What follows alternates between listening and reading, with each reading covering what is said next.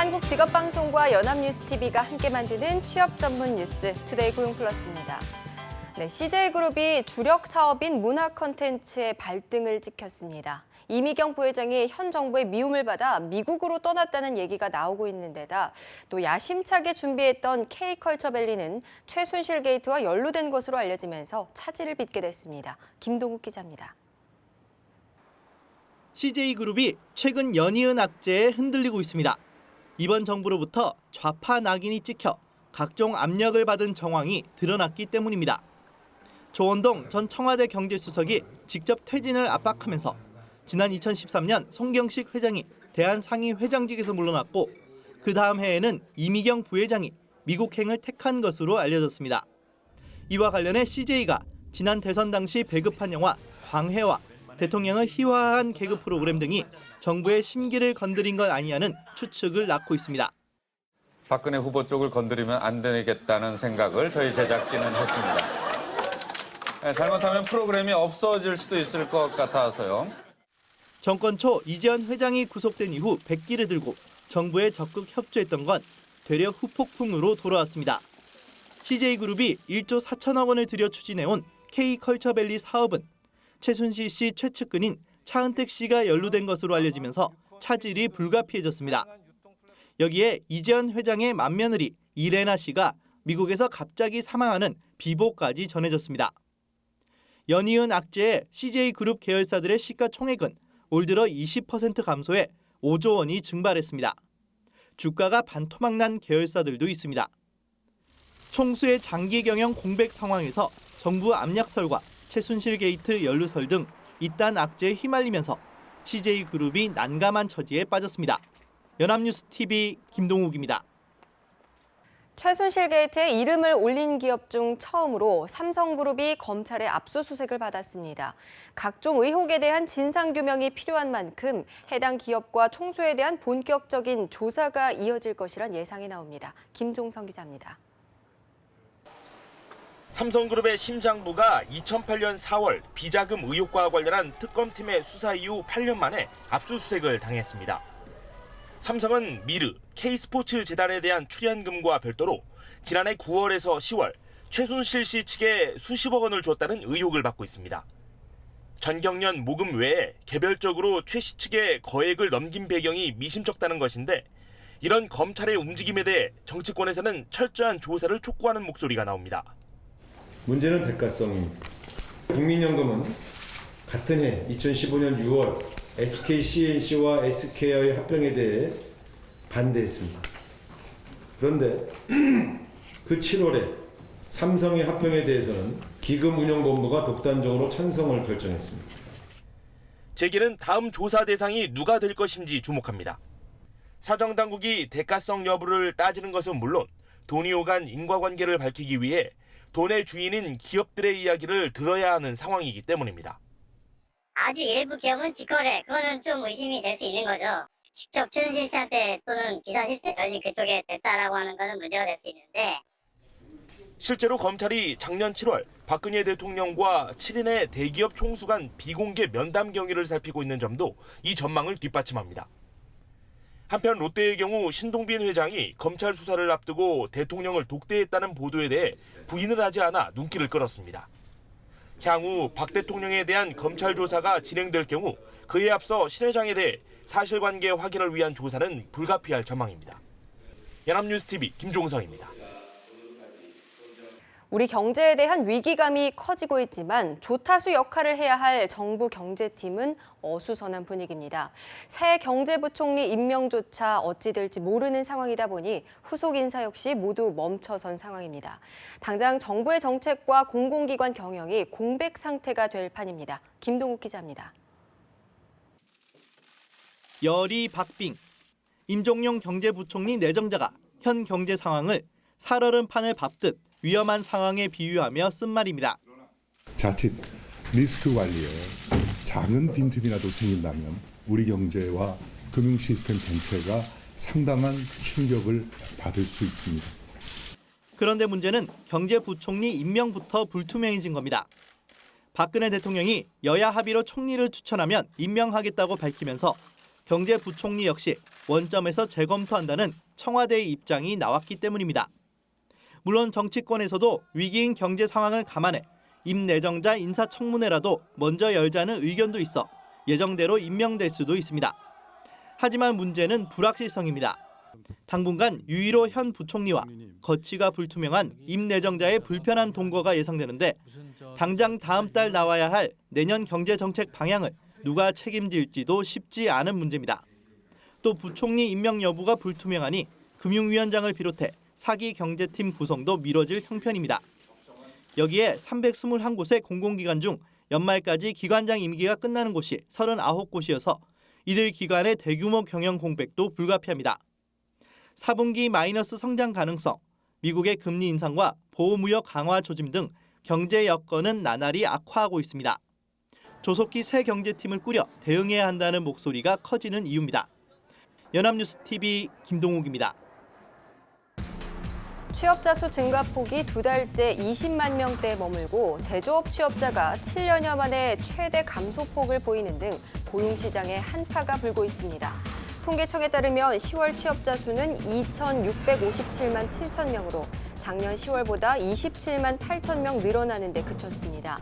특히 제조업 취업자는 11만 5천 명 줄어서 2009년 9월 이후 7년 1개월 만에 최대 감소폭을 나타냈고 청년층 실업률도 8.5%로 10월만 보면 1999년 이후 최고치였습니다. 서울에 사는 노인들은 유럽 국가 노인들보다 더 활발하게 일하고 있지만 경제적 불안에는 더 시달리는 것으로 나타났습니다. 고용 분야와 사회 참여 분야는 유럽 평균보다 수치가 높지만 정치적 활동 점수는 0.6점에 그쳤고 독립 안전 분야도 꼴찌 수준이었습니다. 보고서는 또 서울을 비롯한 한국 노인들은 노후 준비가 부족하고 노인 빈곤율이 48.1%로 높아 65세 이후에도 일할 수밖에 없는 상황이라고 지적했습니다. 11월 9일은 54번째 소방의 날입니다. 밤낮 없이 몸을 던져 국민들의 생명을 지키는 소방관들. 그러나 정작 이들의 멍든 가슴을 달래줄 사람은 없다 보니 순직자보다 스스로 목숨을 끊는 소방관이 더 많을 지경이라고 합니다. 이소영 기자입니다. 화마와 각종 재난에 맞서 국민의 생명을 구하는 소방관들. 그러나 참혹한 사고 현장을 매일같이 마주하다 보니 막상 이들의 가슴은 까맣게 타들어갑니다. 무섭고 두렵고 이걸 하기 싫은 어떤 그런 상황이 있음에도 불구하고 소방관은 거기 가서 구조해야 되고 화재를 진압해야 되는 상황이기 때문에 현장에 딱 가면 나의 모든 감정들은 딱 숨겨놔요.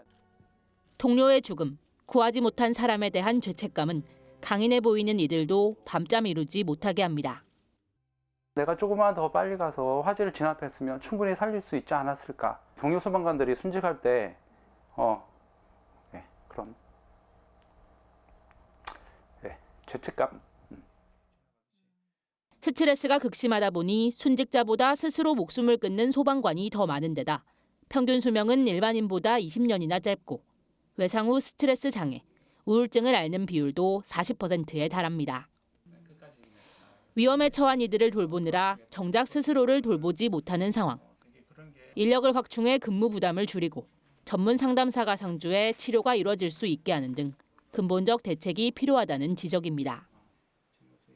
소방관을 소방관으로 봐주십사 이 말을 하고 싶습니다. 슈퍼맨이 아니라 내 옆에 있는 나의 옆집 아저씨일 수 있고 옆집 아줌마일 수도 있다. 언제든 또 어디든 국민이 위험할 때면 달려오는 소방관들. 이제는 우리가 그들의 구조 요청에 응답할 때가 아닐까요? 연합뉴스TV 이소영입니다. 사무실 서랍에 현금이나 귀중품을 놓고 다니시는 분들도 계실 텐데요. 아침에 직원들이 출근하기 전 청소원들이 청소할 때 직원이라고 속이고 들어와 사무실을 턴 40대 남성이 검거됐습니다. 배삼진 기자입니다.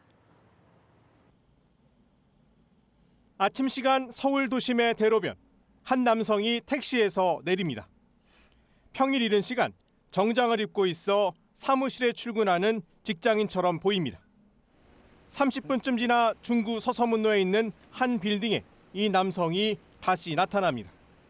청소원들이 청소를 하는 사이 직원이라고 속이고 사무실에 잔입한 겁니다.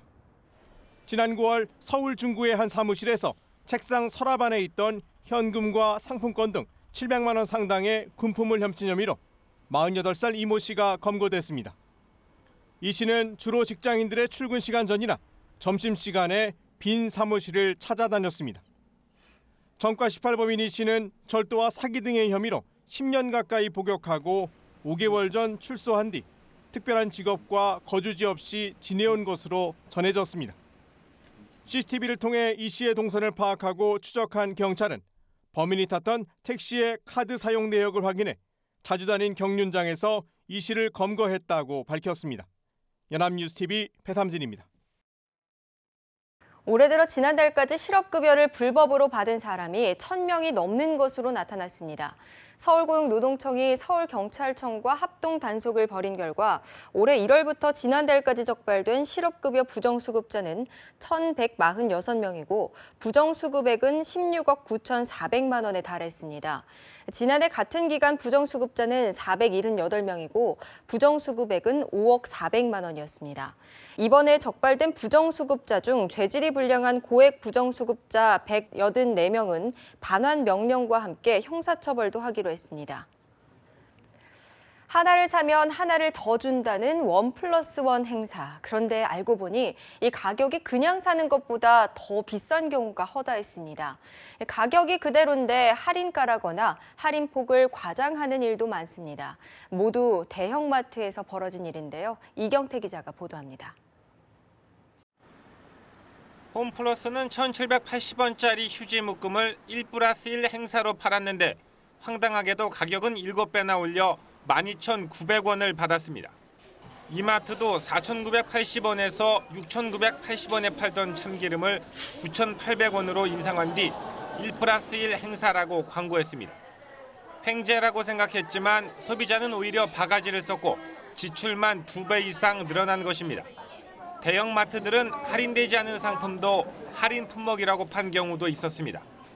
이마트는 설 광고 전단에 먹거리 가격을 확 낮췄다며 소개한 60억의 품목을 할인하면서 할인 없는 제품을 끼워 넣는가 하면 원래 1,500원에 팔던 주스를 3,000원인데 50% 할인해 주는 것처럼 속이기도 했습니다. 홈플러스 역시 16만 9천 원에 판매하던 청소기를 50% 할인된 가격으로 판다고 광고했지만 실제 할인율은 13%에 불과했습니다.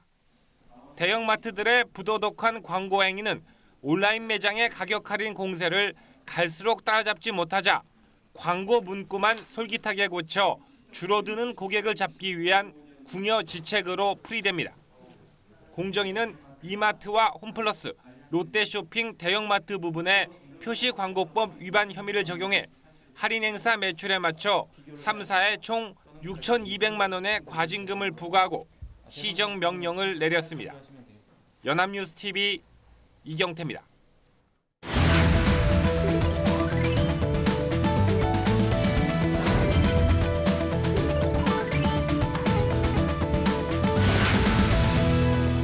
최근 사회적으로 핫한 이슈를 키워드로 알아보는 핫 키워드 시간입니다. 이남규 아나운서와 함께합니다. 안녕하세요. 네, 안녕하세요. 핫 키워드 시간입니다. 벌써 올해 최고의 드라마나 영화, 그리고 가요 등을 뽑는 연말 시상식 시즌이 다가왔습니다. 곧 각종 투표가 진행될 텐데요.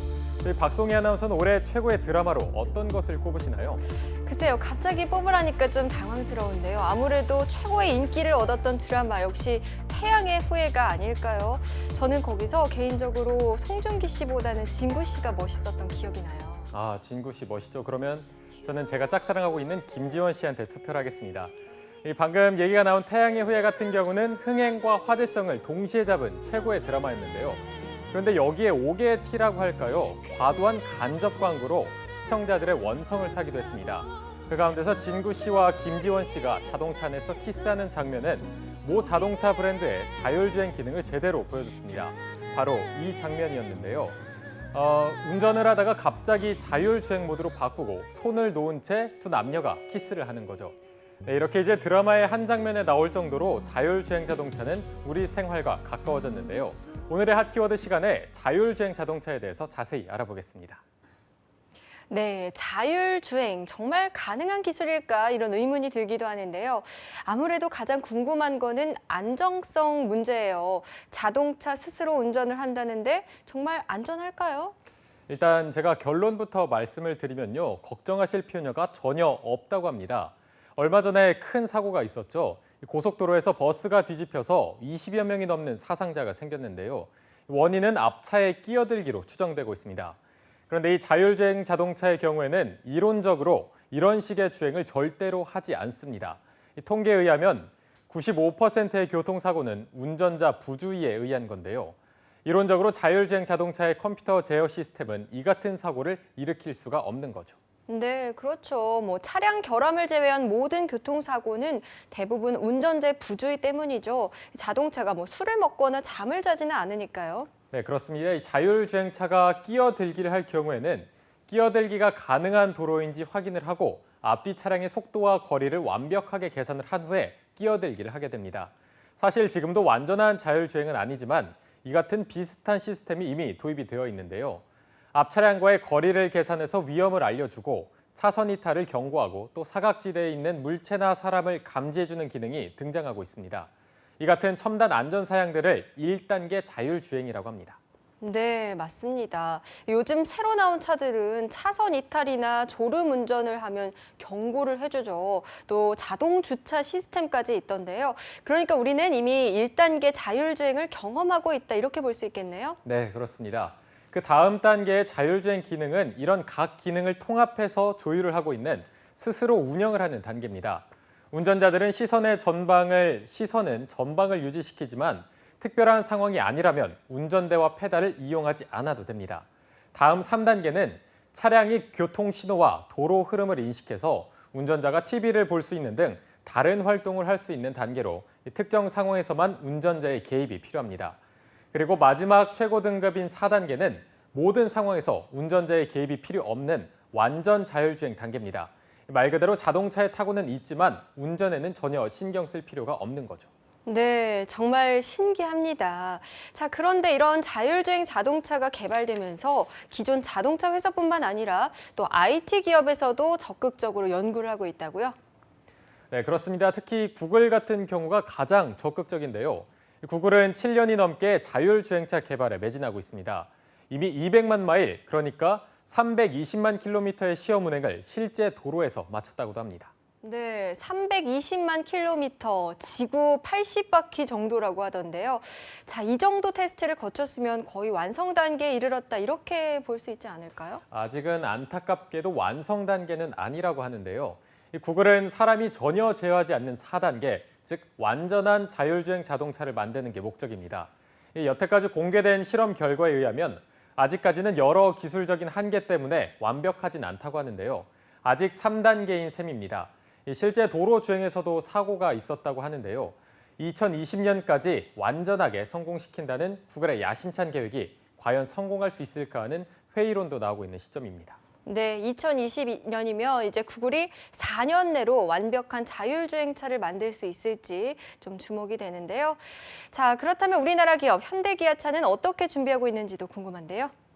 네, 현대자동차 남양연구소에서는 현재 자율주행 3단계 정도 되는 시스템을 시험하고 있습니다. 아직까지 2단계에서 3단계 정도로 실제 도로에서 시험하지 못하고 있지만 2025년까지 자율주행 자동차를 실용화시키기 위해서 박차를 가하고 있다고 합니다. 네, 자율주행 자동차가 10년 안에 상용화가 된다는 얘기인데요. 상용화가 되면 경제에 엄청나게 영향을 미칠 수 있을 것 같습니다. 자동차에 대한 개념은 물론이고요. 또 우리 생활에도 큰 변화가 생기겠죠? 네, 맞습니다. 이 자율주행 자동차 같은 경우에는 인터넷이나 스마트폰이 가져온 혁명 같은 변화를 이끌어갈 수 있을 거라는 예상들을 하고 있는데요. 완전 자율주행 시스템이 갖춰지면은 이론적으로는 교통체증이나 사고 없이 이동이 가능하게 되고 또 1초 단위로 도착의 유무를 알 수가 있습니다. 여기에다가 우버 택시 같은 공유 시스템이 결합이 되면은 사실상 차를 소유할 필요가 없어질지도 모르는데요. 네, 한편으로는 운전이 쉬워지면서 여성이나 노인 등도 차에 관심이 많아져서 자동차 판매량이 폭발적으로 늘어날 가능성도 있다고 합니다. 네, 4차 산업혁명이 우리 삶을 어디까지 바꿔놓을지 정말 가늠이 되지가 않습니다. 어쩌면 10년 후에는 개인 자동차 면허가 필요 없고 무엇보다 지긋지긋한 교통체증 없이 계획한 시간대로 이동이 가능한 세상이 될 수도 있다, 이런 생각이 들고 있습니다. 네, 오늘 핫 키워드 자율주행 자동차에 대해서 알아봤습니다. 이남규 아나운서 고맙습니다. 고맙습니다. 네, 투데이 고용 플러스 오늘 준비한 소식은 여기까지입니다. 함께해 주신 여러분 고맙습니다.